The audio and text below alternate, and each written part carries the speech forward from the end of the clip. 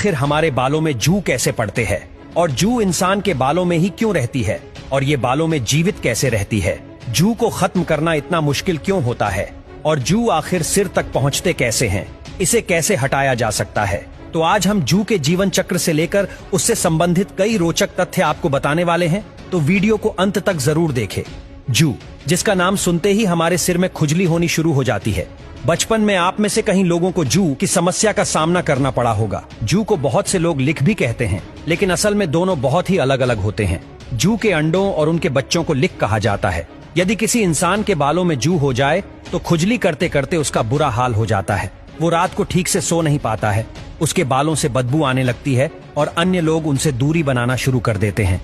जू असल में दो प्रकार की होती है, एक वो जो इंसानों और मेमस के बालों में पाई जाती है और दूसरी पक्षियों और अन्य जीव जंतुओं की बॉडी पर रहती है।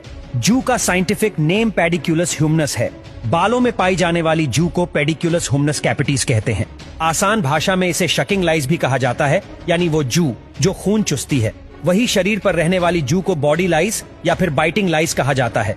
ये जू खून चूसने के बजाय चबाती है।